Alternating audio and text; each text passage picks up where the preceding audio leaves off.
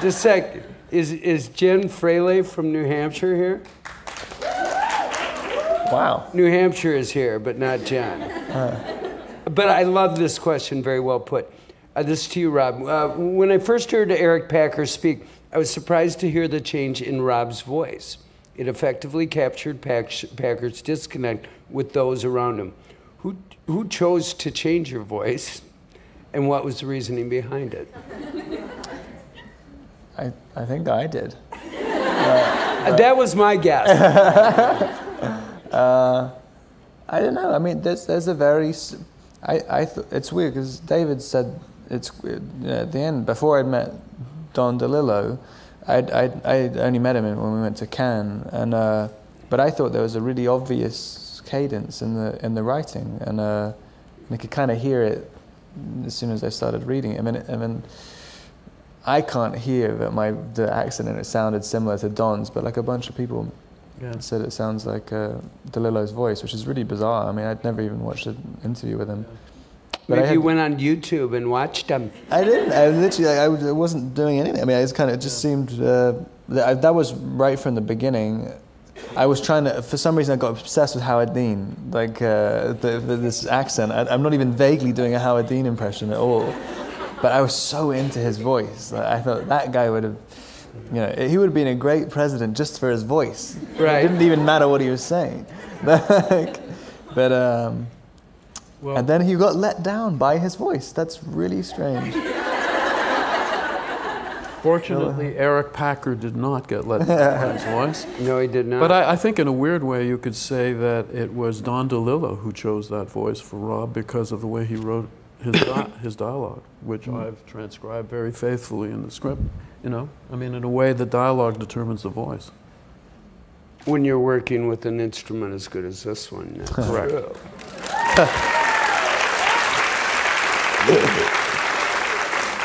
If Rob were a violin, he would be a Stradivarius. That's a compliment, by the way.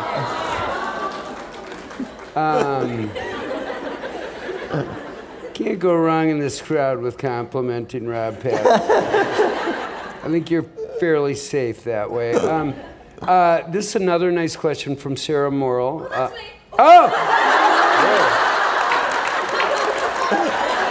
Whoa! The only people who've heard about this movie are in the room. Okay.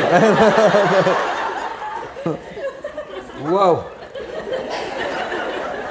Just get a tiny bit of a feeling what it's like to be you, Rob.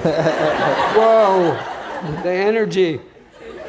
Our friend Sarah, our buddy. An Oreos hat. Oh, Yeah. thanks a lot. There you go. Represent. Do you feel, you can pull me up if I get this wrong, Sarah. Do you feel any differently about limousines after spending so much time filming in one? What an excellent question. I've always liked limousines, to be honest. Are you a town car or a limo guy? I mean, if you could have a limo every time, I would always take the limo, to be honest. You would? Yeah, I mean, it's kind of, I think that's one of the nicest ways to travel.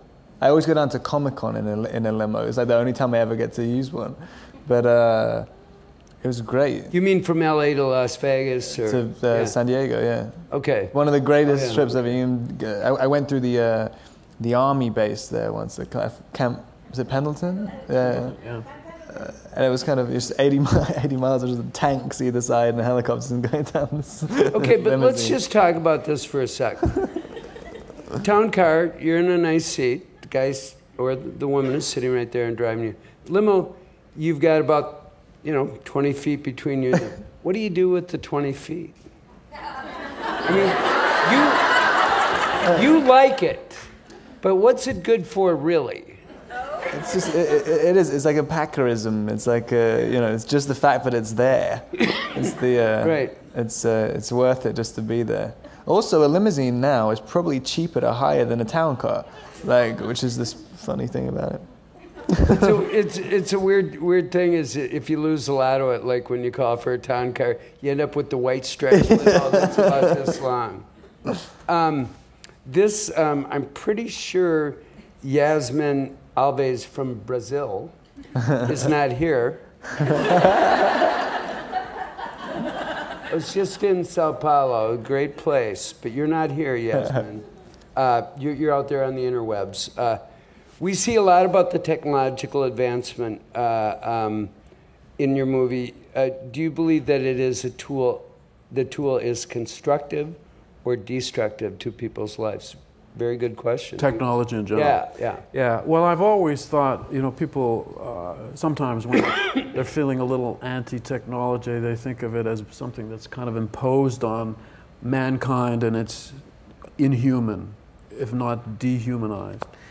But in fact, technology is only human. I mean, we're the only creatures that create technology, and it's always a reflection of ourselves. It begins with things like the telephone, which is an extension of the voice and the ear, and weapons are an extension of the hand and the fist and all of that stuff. And then it becomes more and more sort of abstracted, but it's always a reflection of humans. And therefore, it has the same positive and negative aspects to it that humans have. It has incredible potential for destruction and for construction. And so I think, as I say, it's a sort of an embodiment of what we are, for good and bad. That's what I think. Yeah, so it's not just only a bad thing or a good thing. But in the movie, well, this was a general question. This wasn't about just the movie, right? Right. Yeah. But in this movie, his relationship, technology is a little transparent in that it's very much at the fingertips, and he almost is moving millions and billions sort of absently. That's right. With the brush of his fingers. With the brush of his finger. Yeah. And it's, as things become more and more friction-free, and our newspaper has written about this, the faster it goes, the more friction-free it goes, the worse it gets. Yeah, well, it depends what you're talking about, because, well, I don't necessarily want to get into it, but you can now do blood tests with your iPhone, and have those tests transmitted over the net to a doctor who's hundreds of miles away. Right. And so if you need that, that's not a bad thing. And it's not a bad thing that that's fast. So I don't think you can make a blanket statement about speed itself being bad. It also, technology alters us. That's us really altering us. But our metabolism is different now. I literally think that our brains are quite different than they were 1,000 years ago, or even 500 years ago. Twitter has turned mine to mushy pudding, basically. I could tell that, and I was kind of alluding to that. And it's only been in the last 10 minutes that your brain is gone. That's the other It's a slow, progressive, but inexorable process. It has little spikes. Yeah. I love this question. It's from Karen Rapp from Pennsylvania. That's me. Wow. Let's give it up for Karen. I think she's lying. I think this is an imposter. You're going to like this question because we discussed it before. I cheated a little bit and we chatted. There's a lot of humor in the film. Yeah. Some people seem to get it and others seem to be afraid to laugh because it's so often dark. Do you find that was the same with the cast? With them not getting the humor? Yeah, did you have to remind me, hey, this is a little bit funny here, come on? No, I think the cast really were very much onto that, a very perky bunch of people, this cast. And we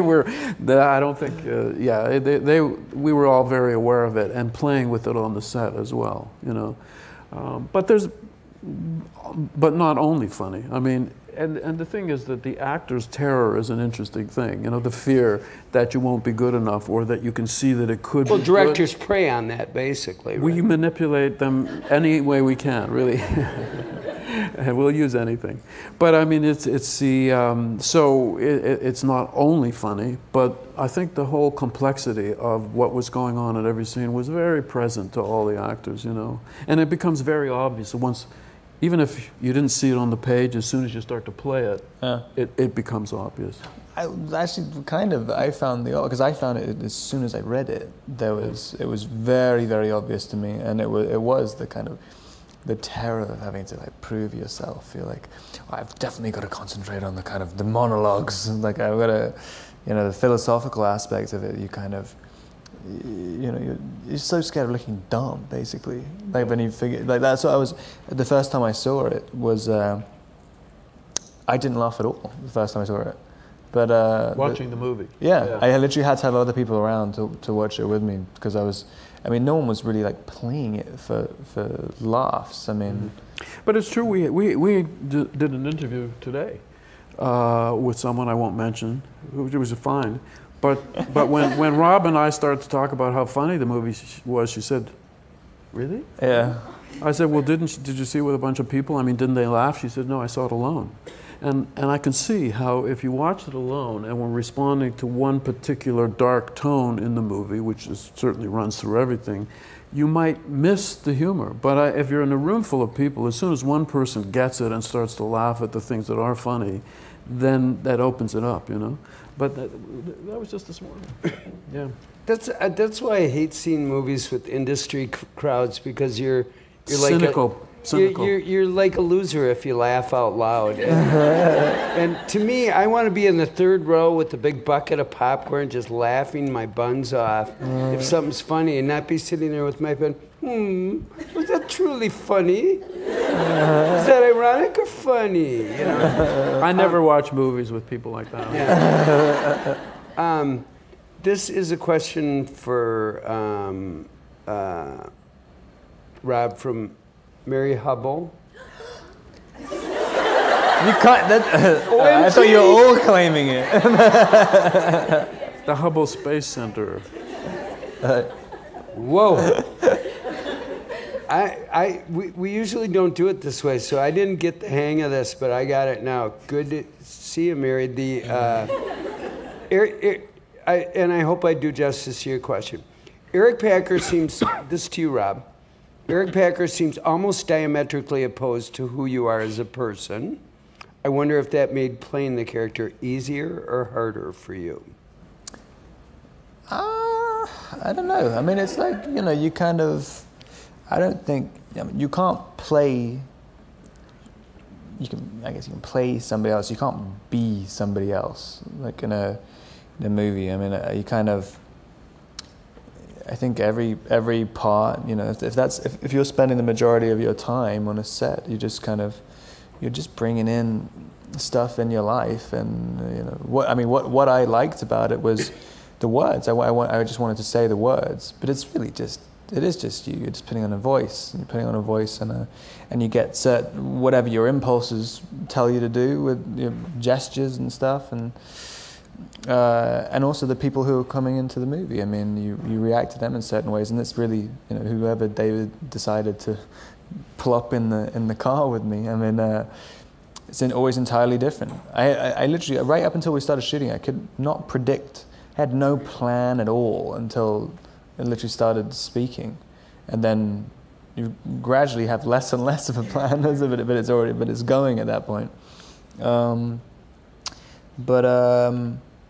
Yeah, I don't think it's diametrically opposed at all. I mean, I liked it. I like him. I really like him, and I like watching the movie. I think he's cool. I mean, like, it's kind of. Well, I'll get that same shot this Friday to see this film, see the work that you guys did together.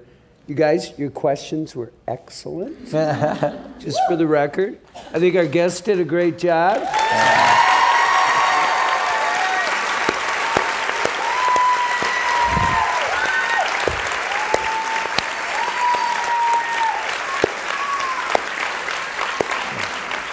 Thank you. Rob, Wow. we love you. Thanks so much.